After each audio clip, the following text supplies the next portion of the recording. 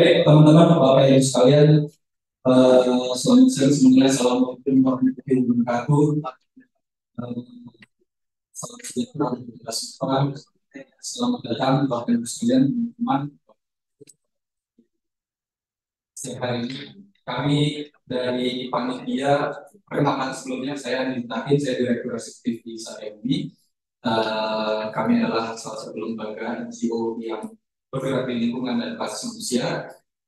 Siang hari ini kami berterima kasih atas waktunya Bapak Ibu sekalian, teman-teman, kemudian para narasumber dan juga para penanggap nanti bisa hadir sekalian di hari ini, di siang ini. Jadi mungkin sebelum kita mulai, saya ingin menyampaikan sedikit soal kenapa sih kira kita membahas atau bagaimana perjalanan dari apa yang kita lakukan pada isu minyak goreng dan biodiesel. Jadi buku ini sebenarnya coba merangkum dari advokasi teman-teman yang kita lakukan. Pemicunya adalah waktu itu di 2022 langka dan mahalnya minyak goreng.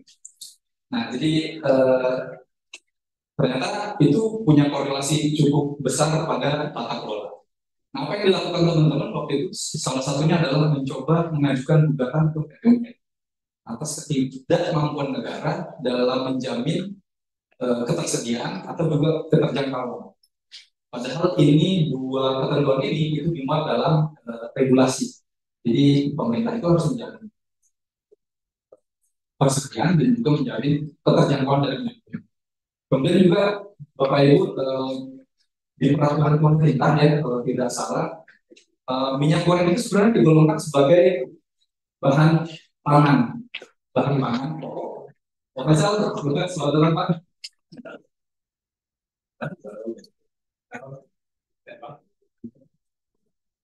Ya, kami lanjutkan Pak. Jadi minyak goreng itu sebenarnya sebagai bahan pangan yang berasal dari industri. Namun demikian ternyata kita tahu dia salah satu bahan pangan yang pengaturannya itu tidak ada di dalam diatur oleh Bulog. Jadi tangan negara agak ada keterbatasan. Mungkin ini jadi salah satu penyebab kecelakaan atau tingginya minyak goreng. Nah, selain itu kami juga mencoba menganalisa bagaimana ternyata dari beberapa hal yang terkait tersebut ada dugaan tarik-menarik antara kepentingan CPO ini untuk energi biodiesel tersebut, biodiesel atau juga dengan minyak goreng sebagai bahan pangan pokok. Nah, di siang hari ini kami ingin menggelar diskusi tersebut sekaligus menyampaikan bahwa buku yang mendokumentasikan proses gugatan tersebut dan juga gugatan terhadap pemerintah waktu itu ya ini dilakukan oleh teman-teman Sawit Watch dan juga kuasa hukumnya.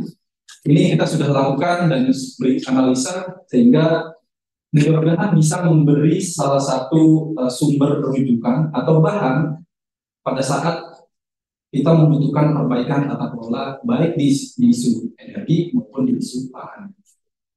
Nah, kami mengundang dari berbagai narasumber dari berbagai latar belakang, pemerintah, civil society, dan sekaligus karena kami tahu ini adalah hal yang cukup penting gitu di publik, goreng, biodiesel, maka kami menganggap ini mungkin bisa jadi hal yang kami tawarkan atau kami dorong kepada para calon presiden atau wakil presiden di masa mendatang.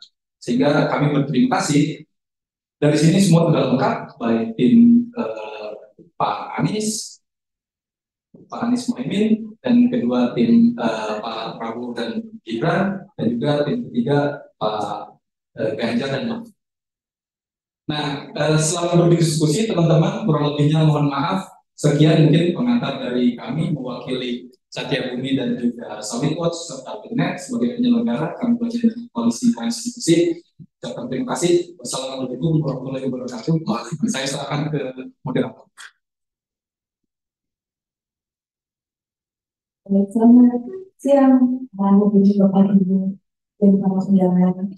Nah, sebelum kita ke kajian diskusi, Perkenalkan saya Dini Pamita yang akan mengoordinasi show pada siang ini.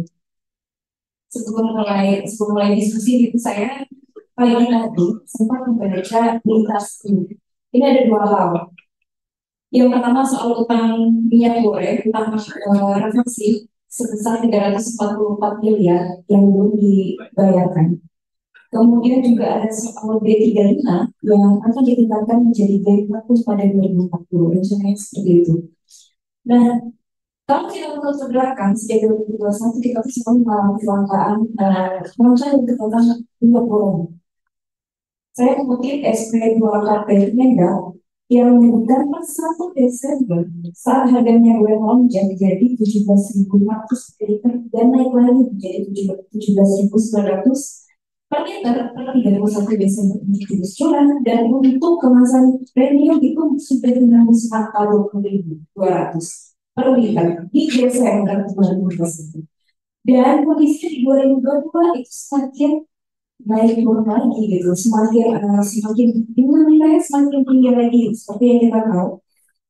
Ada berbagai peristiwa yang latar belakangnya itu dan mungkin puncaknya itu ketika akhirnya KPPU Komisi Persaingan Usaha itu memutuskan dalam hal ini majelis komisinya itu kalau saya mengutip memutuskan beberapa perusahaan itu terbukti melakukan pelanggaran pengambilan melakukan monopoli atau istilah tidak sehat gitu.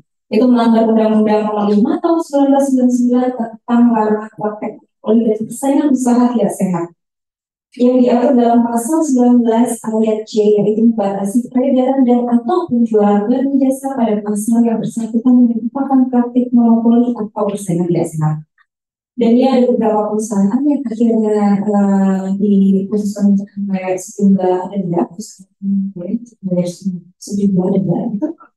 Nah, pelanggaran yang boleh konsumsi untuk ini kan sebetulnya merupakan ironis gitu, karena Indonesia ini merupakan produsen sawit terbesar di dunia gitu. Dan selain itu, hal lain gitu, sawit itu ternyata tidak hanya menjadi konsumsi rumah tangga untuk menjadi minyak goreng di Indonesia. Sawit itu penggunaan sawit itu sangat banyak dan salah satunya ini adalah untuk energi. Jadi tarikan yang sangat besar yang antara kebutuhan pangan dan kebutuhan energi, gitu. Nah, sejak 1 Februari 2023, pemerintah sudah melakukan kebijakan B35. Walaupun pada saat itu masih berlaku hijau, kemudian pada 1 Agustus 2023 itu berlaku. Nah, tentu saja ke depan ini akan semakin banyak kebutuhan CPO untuk energi B35. Apalagi kemudian pemerintah menginginkan ditingkatkan menjadi 21 per 2030 mendatang. Nah, ini otomatis kondisi ini akan dengan semakin banyaknya kebutuhan SPO, maka kebutuhan akan lahan juga semakin meningkat gitu. Jadi ada berbagai macam persoalan ini. Ini yang akan kita bahas dalam talk show hari ini gitu. Yang talk show ini memang diadakan. Terima kasih kepada teman-teman dari Koalisi Transisi ini. Ada Satya Budi dan juga ada dari Sawit Watch dan Public Interest Lawyer Network yang mengadakan diskusi ini. Karena talk show ini akan menjadi ruang diskusi dari berbagai pandangan, berbagai pendapat mengenai tata kelola sawit berkelanjutan ke depan dengan berbagai kondisi yang ada saat ini. Dan tentu saja diharapkan diskusi ini menjadi masukan yang sangat berharga bagi perbaikan tata kelola sawit di Indonesia ke depan. Karena di sini sudah hadir juga para tim ses dari 3 pasangan capres dan cawapres kita. Karena inilah masa depan kita nanti ini. Setelah 2024 kebijakan tata kelola sawit dari tangan saja dari pasangan kita. Gitu. Nah, sekaligus juga tadi sudah disampaikan oleh Mas Andi, sekaligus menjadi ruang peluncuran untuk perkara minyak goreng, dampak kebijakan bahan bakar nabati terhadap pasokan minyak goreng, dan ini juga saya sangat menekankan gitu. Saya forcing menekankan sekali kepada Bapak tim ses dari juga pasangan calon. Jadi karena ini sudah dijelaskan semua dari persoalan kita dari mulai dari persoalan kita sampai persoalan kita dan selainnya sudah dijelaskan semua di dalam ini, sehingga mudah-mudahan ini menjadi masukan yang sangat berharga untuk Indonesia ke depan. Dan workshop ini akan berjalan dalam 2 sesi. Sesi pertama nanti saya akan tampilkan sejumlah narasumber kita, kemudian nanti di sesi kedua itu nanti kita akan mendengarkan bagaimana sih pendapat atau pandangan dari Princess. Jadi di sini kita bisa melihat itu kita ingin melakukan perbaikan seperti apa yang ingin kita hari ini dari Princess ini seperti apa nanti perbaikan yang kita sudah itu. Tanpa berlama-lama, saya akan memanggil Bapak Ahmad Surambu, Direktur Eksekutif Sawit Watch untuk hari depan. Kemudian ada Maria. Saya selalu susah untuk memanggil nama Kak Hayan. Namanya panjang. Kemudian juga sering keselipat di lidah gitu. Kak Hayan dari Satya Budi. Kemudian ada Revina Mudasundari dari Direction Energy Asia. Ya, silakan yang sumber yang saya panggil untuk maju dulu. Kemudian ada Pak Faisal Basri, akademikus sekaligus ekonom senior kita yang sudah kita tentukan dari tadi. Nah, sebelumnya di dalam talkshow ini ada undangan. Kami undang perwakilan dari kementerian. Ada dari Kementerian SDM dan kemudian dari Kementerian Perdagangan, tetapi akan ada sedikit perubahan karena mungkin karena ada representatif dari Perdagangan. Jadi kalau pertama kita langsung mulai saja. Nah, sebelum diskusi kita akan mendengarkan sedikit pemaparan dari Mas Bima dari Selios yang juga ikut menyusun buku ini. Tapi karena Mas Bima tidak dapat hadir bersama kita dalam ruangan itu, jadi Mas Bima sudah memberikan pemaparannya sedikit melalui video. Jadi kita akan mendengarkan pemaparan Mas Bima lewat video. Teman-teman sudah siapkan? Oke. Nah, sebelum mulai diskusi, kita dengarkan dulu Mas Bima ini sebagai mantu sebagai diskusi kita untuk hari ini. Pertama, saya katakan atas jadi saat ini dari diskusi tentang teruskan terkait dan pertama, saya ucapkan selamat atas peluncuran buku yang menjadi intisari baik dari sisi gugatan maupun juga berbagai analisis terkait dengan tata kelola dan tata niaga kebijakan minyak goreng. Saya mohon maaf sekali tidak bisa hadir secara fisik karena baru saja sampai dari perjalanan COP28. Jadi di sini saya ingin menyampaikan beberapa topik seperti yang ditulis di dalam buku. Yang pertama adalah pelanggaran-pelanggaran maupun juga permasalahan yang terjadi pada minyak goreng 2022. Ini bisa menjadi pelajaran yang sangat penting. Yang pertama, bagaimana masalah data yang transparan. Yang kedua, permasalahan terkait dengan adanya penguasaan dari mulai CPO sampai dengan minyak goreng di grup perusahaan yang sama. Kemudian yang ketiga, juga ketidaktegasan pemerintah dalam mengatur baik tata kelola maupun tata niaga distribusi dari minyak goreng sampai menimbulkan korban jiwa karena harus menyangkai dan akhirnya itu menimbulkan permasalahan yang cukup serius. Permasalahan berikutnya juga kita bisa jadi ambil pelajaran bagaimana kondisi 2022 ini bisa terulang lagi kalau perebutan antara pasokan CPO untuk biodiesel, biomasa, kemudian pasokan CPO untuk pangan minyak goreng, dan pasokan CPO juga yang digunakan untuk kebutuhan ekspor ini tidak segera dilakukan perencanaan yang baik, berapa porsi yang idealnya belum ditetapkan oleh pemerintah, khawatir perebutan stok bisa terjadi lagi. Dan kita memprediksi di dalam tulisan yang saya tulis di dalam buku beberapa tahun ke depan, dengan kondisi porsi biodiesel yang terus meningkat, maka dikhawatirkan pasokan CPO di Indonesia tidak mampu memenuhi kebutuhan biodiesel. Itu dengan catatan pertumbuhan dari program B35 secara konsisten.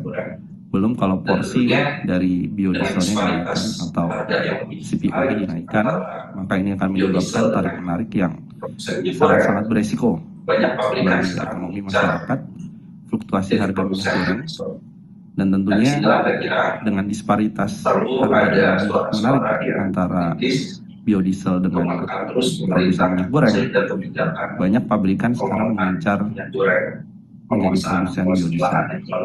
Dan disinilah saya kira perlu ada suara-suara yang kritis untuk menekan terus pemerintah sehingga kebijakan pengelolaan minyak goreng, penguasaan lahan yang terlalu besar pada grup-grup korporasi itu kita inginkan agar dirubah secara total, dilakukan reformasi. Sudah cukup, oke baik. Dan dari paparan Mas Bima tadi, saya ingin bertanya ke Mas Bima, karena tadi kan Mas Bima sudah menyebutkan bahwa ada kondisi tarik menarik antara nanti CPO untuk energi, kemudian CPO untuk pangan, kemudian nanti kan ada juga belum level dari nanti akan ditingkatkan, kemudian ada kebutuhan biomasa juga gitu. Nah, saya ingin bertanya nih ke Mas Lampu, karena soal coach kan punya pengalaman yang sangat banyak gitu ya dalam mengawal bisnis tata kelola sawit berkelanjutan gitu. Nah, Mas, yang ini saya bertanya ke saya, tanya kan pertama adalah menurut perspektif Mas Lampu gitu. Sebetulnya apa saja yang menjadi yang kerok unsurnya tata kelola sawit dari miliar, Mas? Itu yang ingin saya bertanya. Itu pertanyaan saya yang pertama. Itu bisa dijawab dulu oleh Mas Rambo. Itu dulu Mas. Ya. Mulai dari situ dulu kita Mas. Jawab itu satu sendiri. Bagus sekali.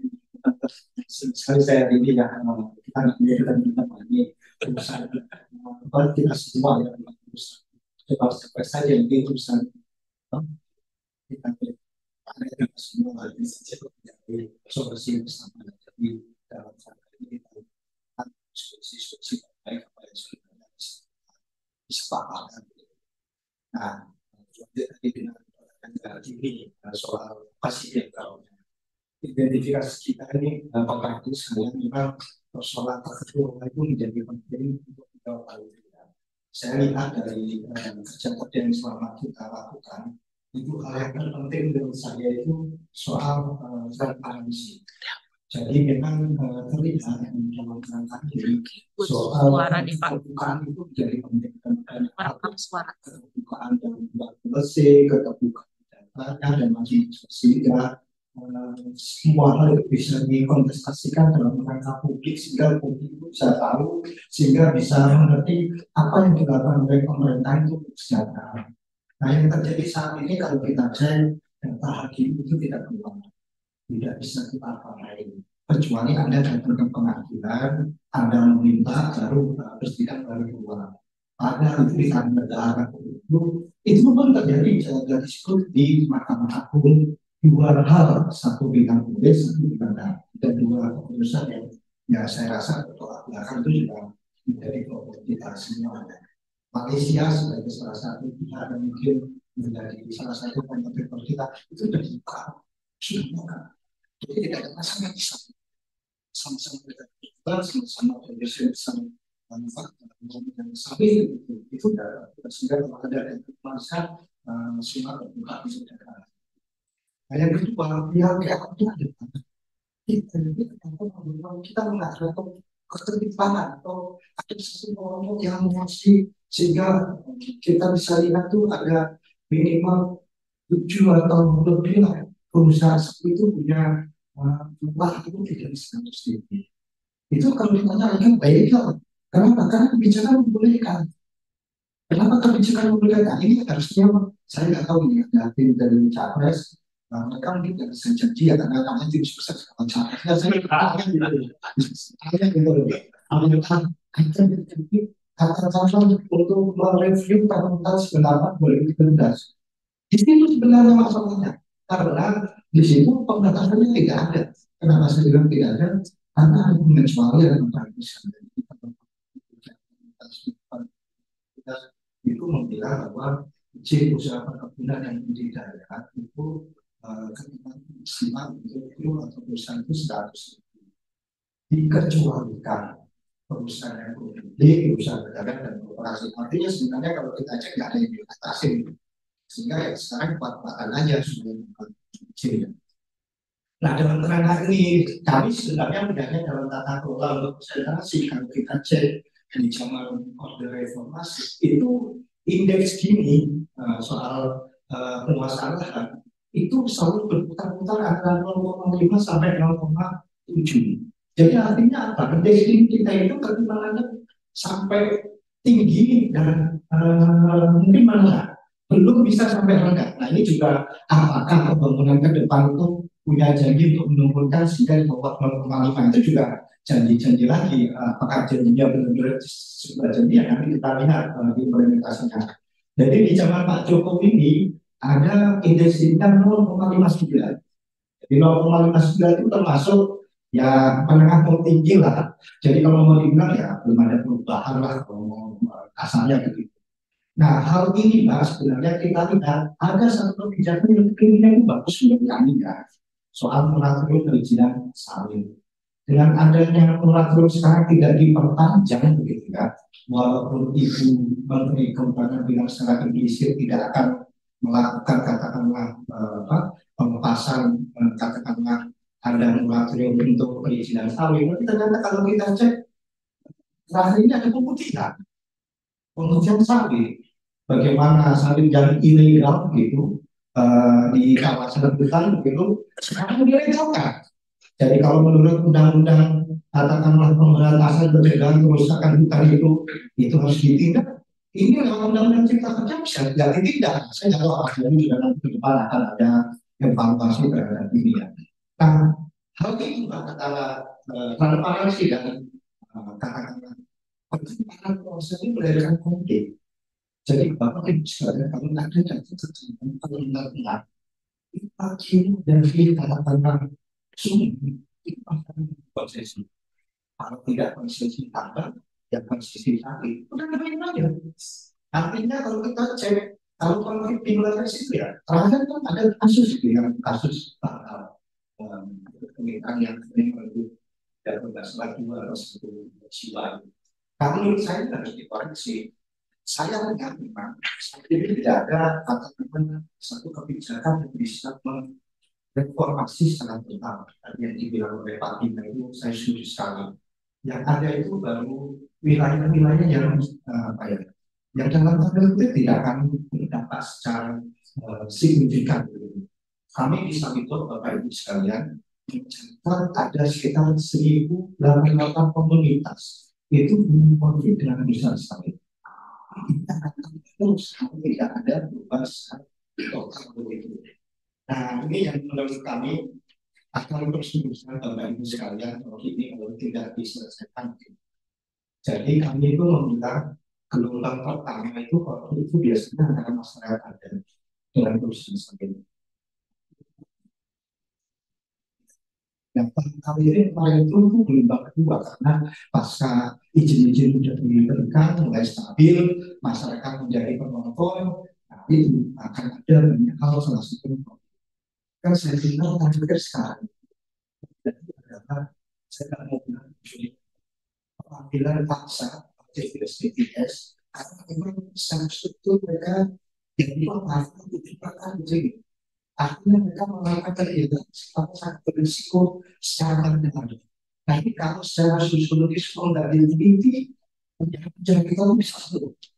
Orang-orang yang mencuri-mencuri itu kalau melakukan positif, tapi kalau kita cek secara akal soal mengapa mereka itu adalah menjadi kantong-kantong kemiskinan karena larangan ini dikuasai oleh pemerintah besar. Sehingga saya bayangkan bahwa ini itu harus dikuasai.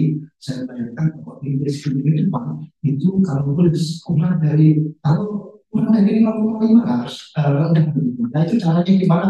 Ini ketika anda mana dari susah kerasa apa segini itu masih saya pun menurut saya yang penting itu nggak masih ya.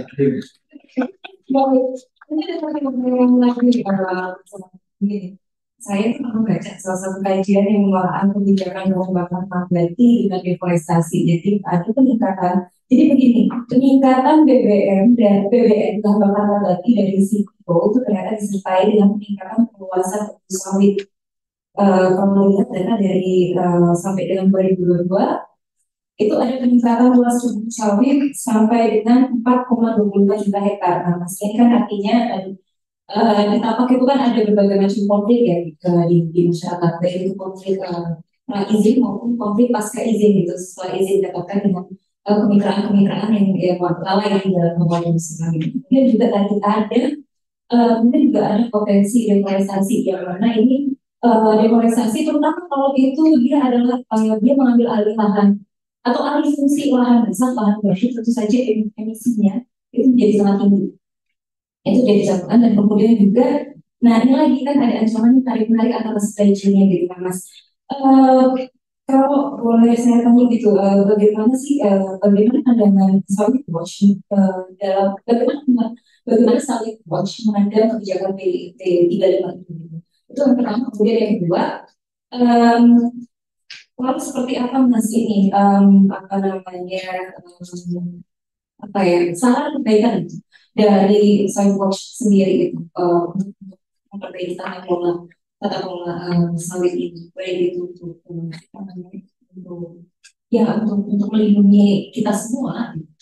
Ya, terima kasih Bapak Ibu sekalian. Itu saya bisa jelaskan memang terjadi tarik menarik antara stok CPO untuk katakanlah bahan bakar nabati dengan pangan dalam ini dan mungkin stok untuk yang lain. Nanti kalau detailnya bisa Pak Faisal nanti ceritain, dia punya grafik yang bisa menunjukkan faktanya.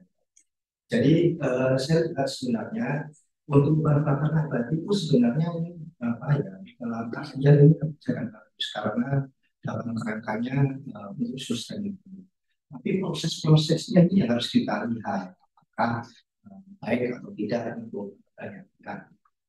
Yang kami lihat sebenarnya dampak yang sekarang ada itu sepertinya kayak subsidi biodiesel itu dari BPKS kayak PKB mereka. Jadi untuk petani kecil sekali itu saya nggak tahu resepnya bagaimana supaya ke depan itu ya minimal komposisinya berubah. Dan sekarang yang ada itu bahkan kalau tidak salah itu persentasenya kurang dari 10% dari total untuk petani. Itu menurut saya sangat ya, tidak baik. Nah, yang berikutnya kalau kami lihat sebaiknya itu ya bahan bakar nabati itu ya memang harus dari petani supaya tidak membuat persoalan tambah kusut ya. Jadi dengan adanya bahan bakar nabati dan petani itu menurut saya pihak yang diuntungkan tidak hanya satu pihak, saat ini diuntungkan ya soalnya ada minimal ada 10 kelompok besar lah. Jadi kayak utamanya itu dunia dulu aja begitu itu kan menurut saya tidak sehat ya. Nah dalam rangka ke depan menurut saya perbaikan itu harus dari dulu sampai hilir ya. Maksudnya itu di dulu itu bagaimana memecah tadi ketimpangan penguasaan. Jadi menurut saya apakah perlu diaktifkan itu namanya moratorium sampai komisi nasional itu menunjukkan dulu sampai tidak ada ketimpangan atau kenapa kita pilih karena akan memberikan nafas bagi komoditi-komoditi lain. Jadi Indonesia nggak akan tergantung ke satu komoditi saja itu menjadi penting ya. Kita punya coklat, kita punya kopi, kita punya macam-macam. Kenapa hanya sawit saja yang disepanjang gitu. Nah, sehingga dalam rangka hilir, menurut saya tadi yang dibilang oleh Pak Ahmad Bima soal pengaturan lantas stop info KKPL yang mereka sudah ini jadi informasi. Jadi dia masuk ke 9 ini harus diatur. Cara pengaturannya bagaimana? Nah, kalau harga CPO dunia internasional tinggi itu pasti akan batuk-batuk minyak. Nanti Pak Faisal akan bisa menjelaskan ini lebih detail bentuknya punya datanya bagaimana kalau perkiraan segini pasti batuk-batuk tuh minyak goreng artinya akan terjadi kelangkaan artinya akan terjadi harga mahal. Nah, hal terakhir menurut saya perlu dilakukan reform agraria ya bahwa masa Pak Jokowi saya bilang itu di seperti kayak zaman Pak SBY bahwa lebih banyak ke sertifikasi lahan baik tapi tidak mengubah struktur. Nah menurut saya ke depan bukan hanya soal sertifikasi saja, tapi juga bagaimana ada perubahan struktur dari yang tidak siap menjadi siap. Artinya tidak ada konsentrasi, artinya indeks ini di bawah 0,5. Nah ini yang menurut saya harus penting untuk dilakukan. Memang dari zaman SBY sampai zaman Pak Jokowi selalu membilang kami akan.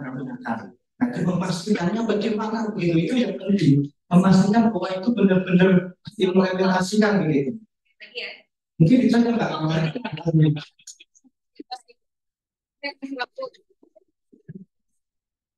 Oke, nah nanti bagi yang masih ingin banyak bertanya ke Mas Rambo, dipersilakan setelah sesi ini langsung diskusi dengan Mas Rambo sendiri. Saya tahu ada banyak jurnalis di sini yang masih penasaran tadi dengan penjelasannya Mas Rambo. Mungkin bisa menghubungi Mas Rambo diskusi ini. Nah, di sini ada teman kita satu lagi dari setiap kita Haya. Haya, saya mau tanya Kak, begini, minyak sawit itu kan kebutuhan dasar ya. Boleh dibilang itu kebutuhan hak asasi gitu kan. Nah, setiap makanan pasti membutuhkan minyak goreng gitu. Ya mungkin tidak semua pakai minyak goreng dari sawit, tapi misalnya itu porsinya pasti akan sangat besar, terutama untuk masyarakat yang di kalangan menengah ke bawah. Karena harga minyak goreng dari sawit lah yang saat ini masih kompetitif dibandingkan dengan misalnya minyak kelapa, atau minyak kedelai, atau dari minyak jagung atau ikan liar gitu. Nah, saya ingin bertanya Kak, pemerintah sebetulnya kan sudah membuat berbagai kebijakan ya, ada DMO, kemudian ada DPO misalnya begitu ya. Nah, kebijakan ini itu dibuat untuk menjaga kestabilan harga gitu kan. Yang saya ingin tanyakan adalah apakah kebijakan ini sudah tepat? Itu yang pertama. Sudah tepat dalam artian memang sudah efektif gitu untuk melindungi kebutuhan masyarakat, terutama di level menengah ke bawah. Dan kedua, apakah sudah berpihak pada petani? Itu dulu aja Kak, yang saya ingin strike the point, jawabannya belum dapat. Karena lagi dia efektif dan terjadi huru hara ini dan terjadi huru hara ini karena kebijakan yang belum efektif dan benar sekali. Kalau kita bandingin sama Malaysia, tahun 2022 ketika minyak goreng harganya angkat di Indonesia, harga minyak goreng curah. Minyak goreng curah ini nanti minyak goreng yang memang dikhususkan untuk masyarakat menengah ke bawah. Itu harganya 20.800. Tapi di Malaysia harganya cuma 8.900. Artinya sangat jauh tinggi sampai bercanda sama Mas Andi gitu ya. Apa kita Shopee aja dari Malaysia ya? Itu sangat memperlihatkan ketiadaan keberpihakan kebijakan kepada rakyat. Keberpihakan ada, tapi bukan rakyat. Karena kalau dia berpihak untuk rakyat, seharusnya negara punya sebuah kebijakan pencadangan minyak goreng. Karena minyak goreng itu adalah pokok. Dan dalam bahan pokok lainnya, dia punya kebijakan pencadangan bahan pokok. Artinya, ketika dia harga mahal, misalnya beras atau gula, setiap mau Natal ya, kita mau sekarang atau mau lebaran gitu ya. Pemerintah udah tahu nih melalui bulog ini harga akan mahal, kemungkinan akan lebih timbul gitu, maka kita persiapkan pencadangan harga, pencadangan bahan. Tapi minyak goreng tidak punya kebijakan pencadangan. Kalau di samping yang sama hak asasi manusia ya, sebenarnya dari mulai kebijakan di tingkat internasional sampai kebijakan di tingkat nasional, perlindungan proteksi Kita punya dua tingkat internasional. Indonesia udah ratifikasi itu sebagai salah satu negara yang awal-awal ratifikasi. Kita punya hak ekosol, di mana di situ tertuang hak ekonomi sosial budaya, tertuang para pihak yang menandatangani hak ekosol itu harus salah satunya pasal 11 ayat 1 konvensi ekosol bilang harus menyediakan bahan pangan kepada rakyat. Kemudian kita punya konvensi tingkat tinggi dunia tahun 1996 yang dia bilang sama ada 3 strategi. Salah satu strateginya adalah menyediakan bahan pangan pokok yang murah dan aksesibel. Tapi permasalahannya dari Desember sampai April kemarin, semua instrumen hukum internasional itu tidak terlihat. Di Indonesia undang-undang pangan juga mengatur adanya aksesibilitas. Cuma tadinya jadi permasalahannya adalah itu adalah positive rights. Kalau kita lihat dari kacamata hukum asasi manusia, artinya sebagai penyelenggara negara, gitu ya, itu dia harus secara aktif bergerak menyediakan bahan pangan. Dia bukan negative rights. Kembali dengan pemerintah Indonesia, harus beragam banyak negative rights. Jadi pemerintah nggak boleh ikut campur tangan baik untuk campur negara karena dia negatif. Tapi kalau hak untuk tangan dia positif, saya balik. Pemerintah banyak atur urusan agama, tapi urusan positif tidak banyak diatur. Tapi the positive rights, hak yang negara harus banyak mengatur, maka negara harus banyak mengeluarkan kebijakan atau banyak mengeluarkan mekanisme sistematika untuk menjamin hak apa namanya ketika langkah dari dari Desember ya, November, Desember, Januari sampai Mei, kemudian itu Kementerian Perdagangan mengeluarkan beberapa kebijakan. Kalau saya nggak salah ada 7 kebijakan, saya nggak hafal apa-apa aja, tapi ada Permendak, ada Kemendak juga, yang mana kebijakan-kebijakan ini ternyata terbukti ya, kalau kita waktu itu musuh pas dalam kita, kayaknya ini kebijakannya ada yang bagus sih. Kok langkah minyak goreng langka DMO bukan diwajibkan domestic market obligation itu ketika pengusaha harus menyumbangkan sekian persen kebutuhan dalam negeri, tapi kok itu dibuka ya, gitu ya kan ya, kita tidak ngerti kayaknya ada yang masalah, tapi kita nggak punya kalau praktis seperti kejaksaan atau kepolisian untuk di dan itu tidak ada kasus korupsi izin ekspor minyak goreng CPO. Dan kalau kita lihat, kalau teman-teman baca ini ya, karena saya peneliti jadi saya kerjanya baca dakwaan kejaksaannya korupsi, tindakan korupsi aktif itu mulai jalan kurang lebih di Januari sampai April. Itu beberapa kali itu siapa yang terdakwaannya, ini kan udah terdakwa, makanya saya sebut namanya ya, Lutfi ya, yang lupa saya, Lutfi, nama terdakwanya itu Lutfi, dia itu Kementerian Dirjen Perdagangan Luar Negeri, dia sebagai tersangka utama, jadi dia mengeluarkan izin izin ekspor di saat ekspor tidak boleh dikeluarkan satu, dan dia mengutak-ngatik ketentuan peraturan domestic market obligation di dalam. Dan ternyata terbukti dia bersama 3 tersangka perusahaan besar, Milma, Musimas, dan Warna Hijau yang berada 3 ternyata korupsi. Nah, ini memberikan pandangan bahwa hukum perlindungan hak asasi tingkat internasional sampai tingkat nasional saja tidak cukup jika pemerintah tidak mengeluarkan implementasi peraturan implementasi yang efektif, karena in the end of the day hak atas pangan pokok itu adalah positive rights. Dia adalah tanggung jawab pemerintah untuk mengurusnya. Gitu. Nah, terkait itu sebetulnya kan teman-teman Sawit Watch itu kalau saya tidak salah itu pernah mengajukan tuntutan itu ya ke PT UN gitu. Nah, tetapi nampaknya di PT UN gugatan itu ditolak begitu ya. Nah, untuk teman-teman nanti kalau misalnya mau bertanya lebih lanjut kepada Sawit Watch tentang tuntutan itu, ya tentang gugatan itu ya, gugatan ke negara itu yang kemudian ditolak oleh PT UN, itu bisa tanyakan langsung nanti ke Mas Rambo dari Sawit Watch. Yang saya ingin tanyakan lagi ke Kak Haya, ini mic-nya agak kecil. Oke, enggak. Nah, ini Kak, dalam konteks adanya kebutuhan yang meningkat gitu terhadap BBM, terhadap apa namanya CPO untuk energi gitu.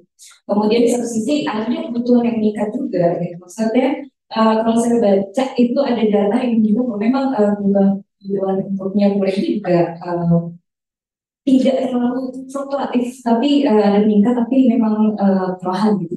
Sementara kebutuhan untuk energi tingkatnya cukup tinggi gitu. Nah, seperti apa sih Kak kerangka hukum dan HAM untuk pelindungan konsumen dalam kondisi ini tadi, dalam kondisi tarik-tarikan antara tarik-tarikan kebutuhan sipil dan untuk energi, kemudian yang satu untuk pangan gitu, untuk masyarakat, utama sekali yang mau saya katakan minyak goreng dari minyak sawit itu kan untuk masyarakat biasanya yang masyarakat menengah kelas masyarakat kelas menengah ke bawah gitu. Nah, jadi seperti apa Kak idealnya kerangka perlindungan hukum dan HAM yang untuk masyarakat dalam kebijakan ini? Yang pertama itu sih Kak, mungkin salah satunya yang kami pertimbangkan juga waktu menyusun buku ini sama teman adalah apakah kita harus memasukkan minyak goreng itu sebagai bahan pengawasan hidup. Ini untuk menjamin ketersediaan minyak goreng. Jadi dia tidak ditantang oleh industri. Gitu. Karena ini kita masalah nanti kita soal industri. Kita tidak anti terhadap biofuel atau biosolar. Tapi tidak masalah. Kenapa sih? Mungkin kita lagi dari sini. Tapi biofuel itu harus dari situ. Ya minyak bakar nabati gitu bisa. Jadi kalau di tulisan buku itu ada tulisannya Mas Bima halaman 87 kalau nggak salah. Itu bagus banget. Ya, jadi Mas Bima itu mengukur gitu ya. Dari di tahun 2040, di tahun 2054 dengan penarikan kebutuhan CPO untuk biodiesel sebanyak 19%, maka akan ada kalau saya tidak salah ya 49 miliar ton CPO untuk biodiesel. Ini kalau saya nggak salah nih angkanya, saya nggak pegang bukunya. Dia Mas Bima ada di buku itu, nanti tolong dicek aja Pak dan Bapak Ibu sekalian. Artinya, mungkin tadi Mas Bima bilang kalau misalnya ini tidak dibenahi atau orang yang akan selalu kurang. Dan seidealnya kebutuhan pangan itu jadi kebutuhan pertama dulu yang diatur sama negara. Lalu habis itu negara memiliki alternatif keinginan untuk melakukan transisi energi dari bahan bakar nabati yang sebenarnya juga penelitian tidak harus selalu dari minyak CPO ya Pak ya. Kayak gitu kayak ini. Oke, terima kasih banyak Kak Hai atas penjelasannya. Saya ingin bertanya kepada Pak Faisal Basik. Ini tadi. Pak Faisal, ini kan dengan basis data misalnya sudah banyak data yang disampaikan gitu. Menurut analisis Pak Faisal, apakah kondisi ini, maksudnya kondisi kenaikan konsumsi ya, bisa kita bilang kenaikan konsumsi TPO untuk energi gitu ke depannya itu akan bisa mengancam pasokan minyak goreng untuk kebutuhan pangan. Nah, kalau dari analisisnya Pak Faisal sendiri seperti apa itu? Kalau saya boleh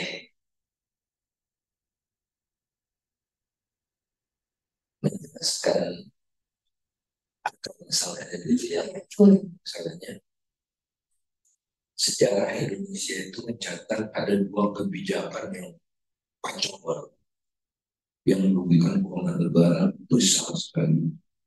Munas Tommy Soeharto sama tatanya ada cengkeh itu ya. Nah itu kalah ganasnya dibandingkan dengan minyak goreng ini. Yang saat ini begitu. Ya. Kalau mau gas itu ada yang untung Tommy Soeharto. Kalau BPPJ cengkeh ada yang untung petani rugi semua, ada yang untung Tommy Soeharto lagi. Kalau ini kebijakan tidak ada yang untung, semua rugi. Jadi hantu-hantu itu ya untung itu. Coba bayangkan. Hantu-hantu ini siapa yang Pak Presiden? Ya, nah, saya tunjukkan nih, kalau manusianya belum semua. Oke. Jadi Pak Jokowi pidato langsung, mulai besok orang ekspor CPO. Ya. Pertama yang rugi pemerintah karena pajak ekspor, sama biasa pemerintah rugi, pengusaha rugi nggak bisa ekspor, ya kan? Petani rugi harganya aja loh, ayo masih ada yang untung. Jadi keperluan yang luar biasa. Nah, saya diundang oleh Kejaksaan Agung untuk jadi saksi ahli di pengadilan karena dia hitung kerugian negaranya 21 triliun. Hitungnya gimana saya? Oh, kita seluruh jaksa di Indonesia wawancara ibu-ibu. Ibu dulu beli minyak goreng berapa, sekarang berapa, dikurangi dikali jumlah penduduk yang beli minyak goreng, keluarnya 21 triliun.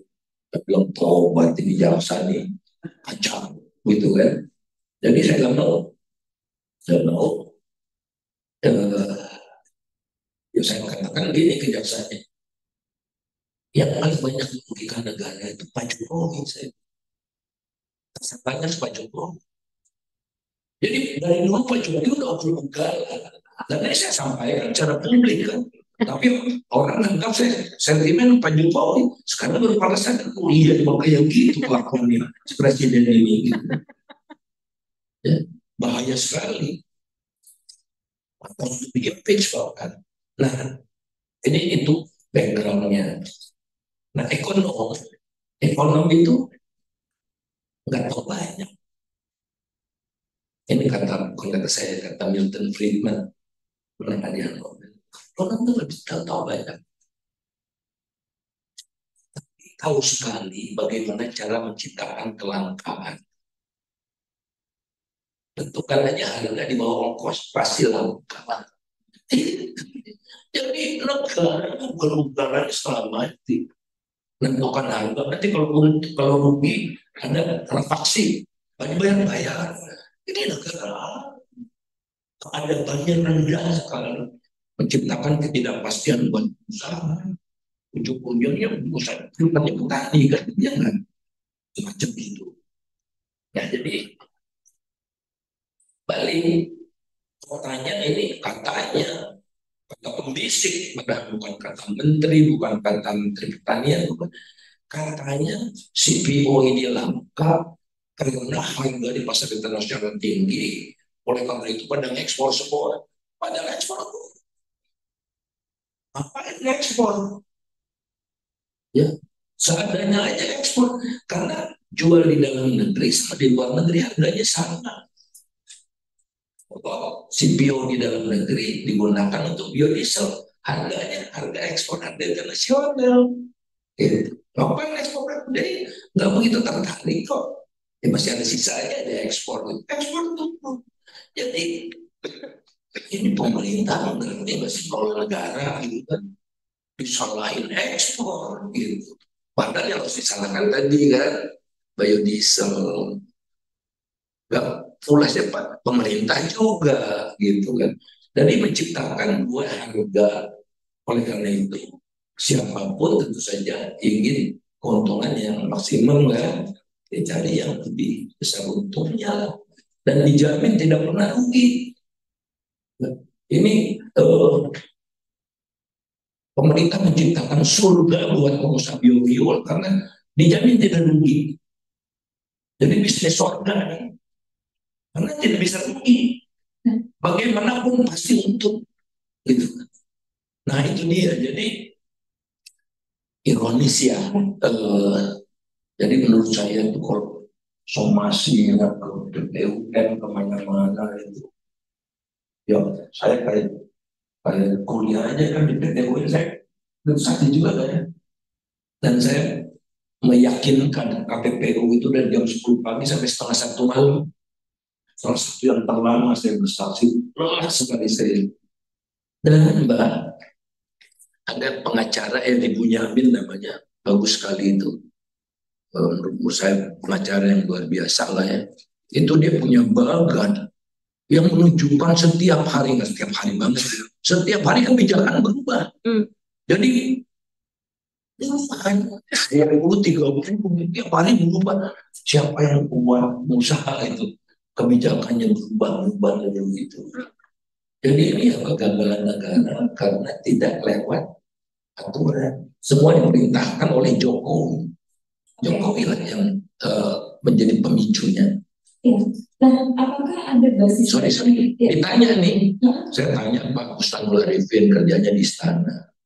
Saya tanya satu lagi Edi apa yang komedi bukan Edi di KSP.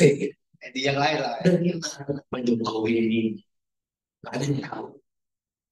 Nggak ada yang tahu.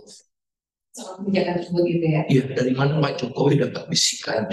Kemudian kayak ketemu lagi, kayaknya dia bebas katanya. Sebelum lenceng ya, gitu. Supaya jelas ini. Nah, sebagian yang saya omongkan ada di buku kan, supaya pada baca. Pak Faisal mungkin bisa gitu.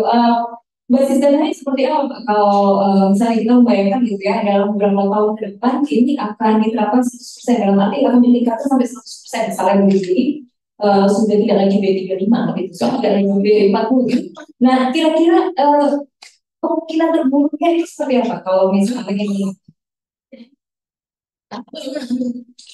Oke, saya minta 2 juta hektar lah, dikasih. Makanya nggak ada mau tapi jangan. Tadi legalkan. Itu tujuan pengusaha. Oke, saya mau tolongin untuk meningkatkan B berapa gitu kan.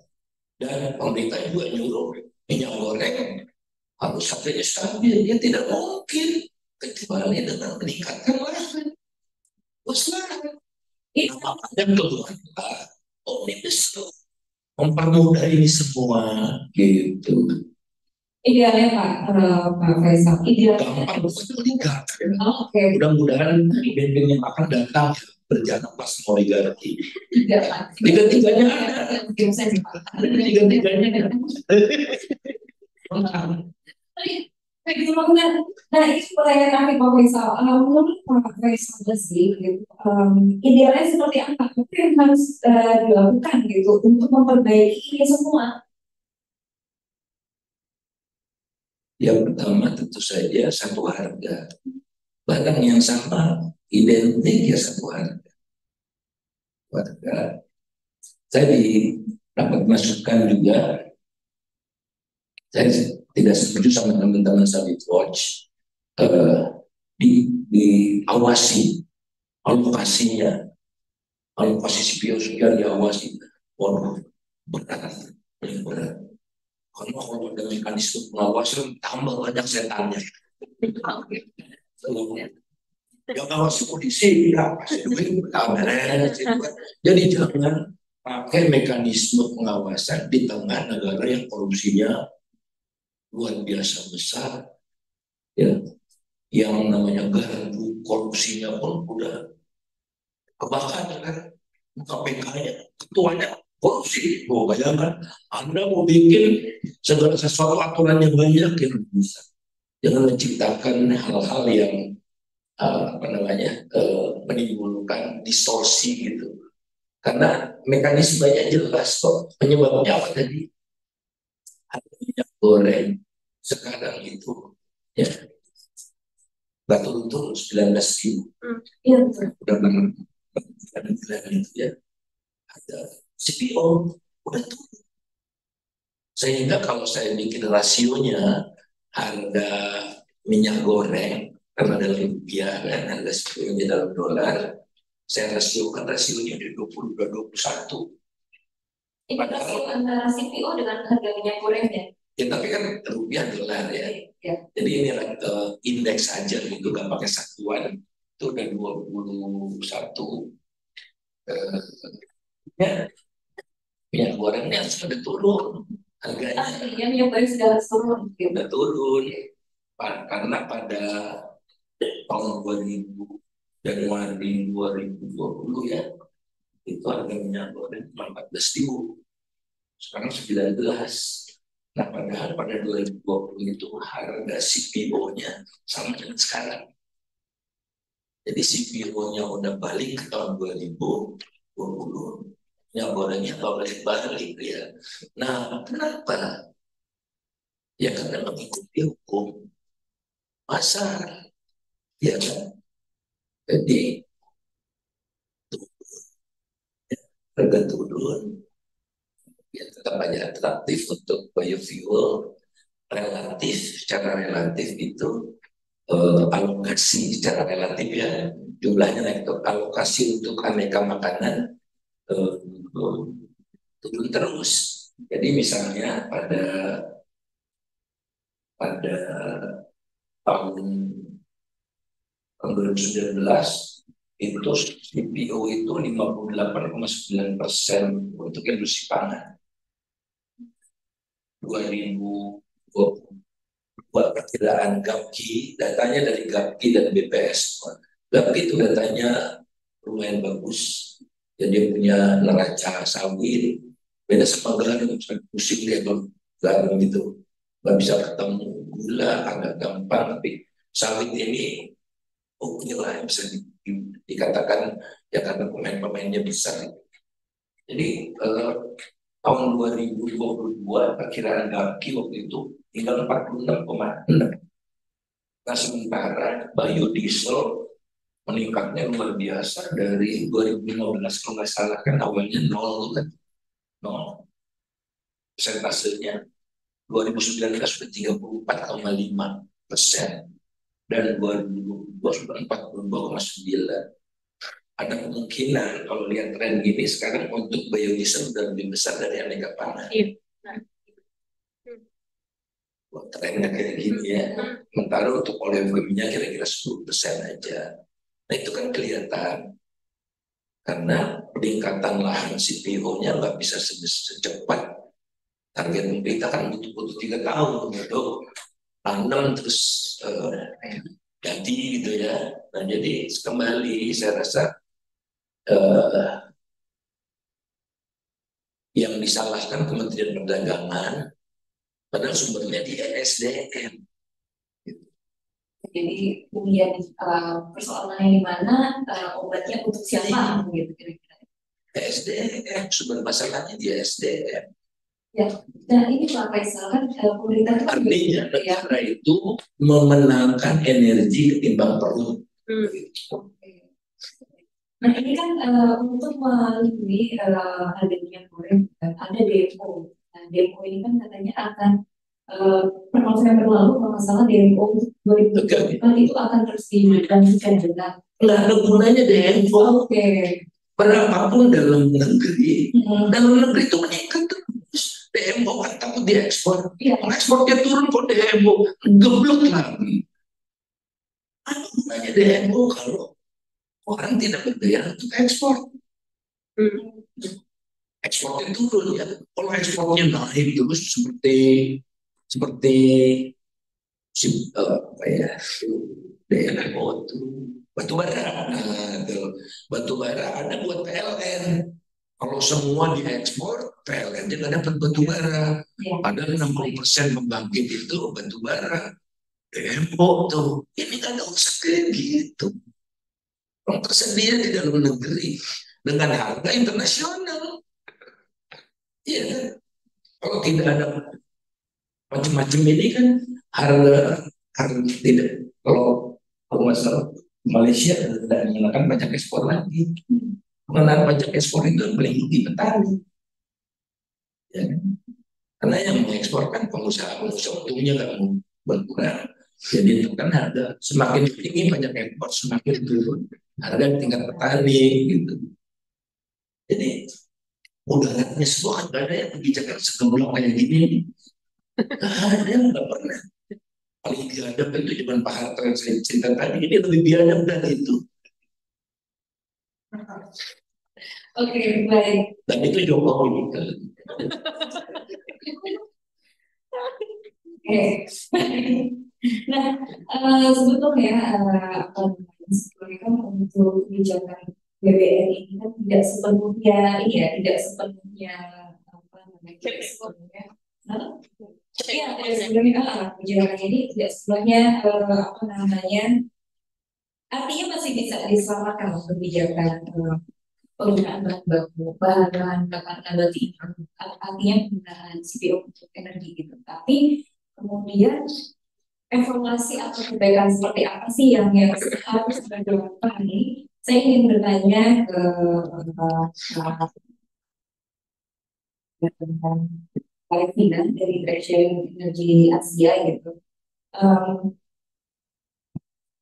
Apakah kita punya gitu alternatif untuk membuat bahan bakar nabati gitu selain dengan bahan baku minyak sawit, karena tadi seperti Pak Faisal bilang gitu kan, bahwa sebenarnya untuk bahan bakar nabati itu nggak cuma dari sawit, bisa nggak hanya diperoleh dari sawit gitu. Kalau tadi Mas Bumbu bilang kalau sawit ya dari paket ya, dari perkebunan paket misalnya. Nah, dari reflection energi ini seperti apa? Apakah kita punya alternatifnya dari mana, lalu bagaimana sih kajian reflection soal minyak jelantah selama ini? Apakah memang itu memungkinkan, karena kan ada tuh yang minyak jelantah itu minyak jelantah gitu ya untuk kemudian jadikan alternatif BBM. Apakah memang memungkinkan untuk sana, kemudian apakah juga emisinya itu ngejar juga gitu, maksudnya apakah memang sama dengan penggunaan emisi yang diharapkan gitu. Itu aja Kak pertanyaan, itu buat pertanyaan itu dulu. Oke, baik, terima kasih Kak.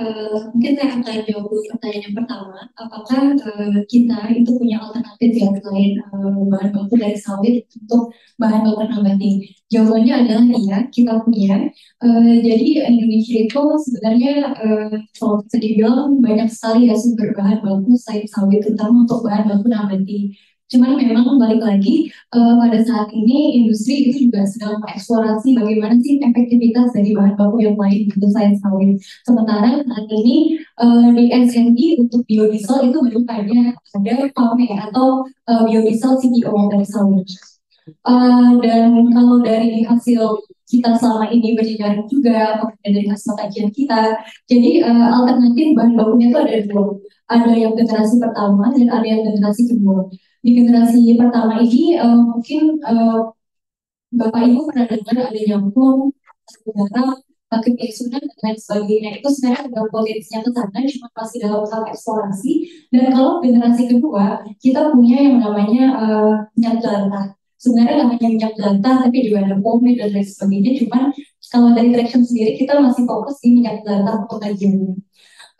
Jadi mungkin kalau misalkan ekspor di minyak goreng itu turun, justru di minyak jelantah ekspor itu Indonesia itu salah satu eksportir terbesar di minyak jelantah, karena harga di internasional itu lebih tinggi karena di dunia internasional itu sudah ada kebijakan untuk menggunakan bahan baku yang tidak melibatkan alih.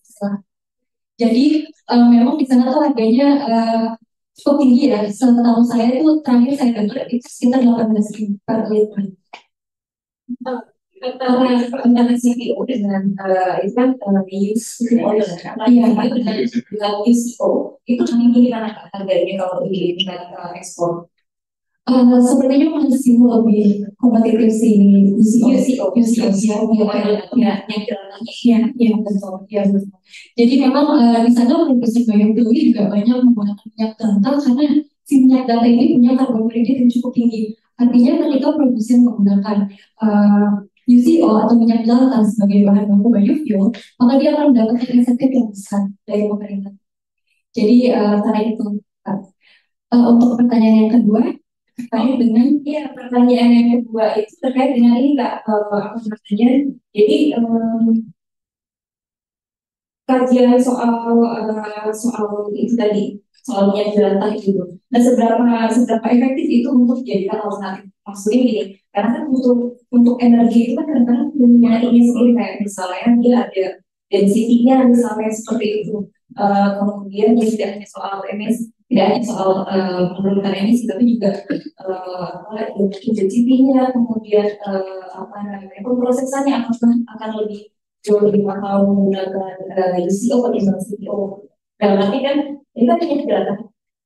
apakah dia harus diproses lagi untuk kemudian dia bisa digunakan sebagai energi gitu. Nah, kemudian costnya itu apakah lebih tinggi si CPO ini atau si UCO, sehingga kemudian kita bisa melihat si UCO atau si minyak jelantah ini sebagai alternatif yang memang menguntungkan gitu, karena ternyata apa namanya dari segi produksi dan dari segi ini juga memungkinkan gitu. Oke, jadi kalau berdasarkan kajian traction energi Asia, jadi sebenarnya kita fokus sama dua hal, kurang lebih. Yang pertama ada dari sisi kelayakannya, apakah UCO ini layak untuk menjadi bahan baku biofuel, dan yang kedua adalah dari sisi potensi ketersediaan dan juga pengumpulannya.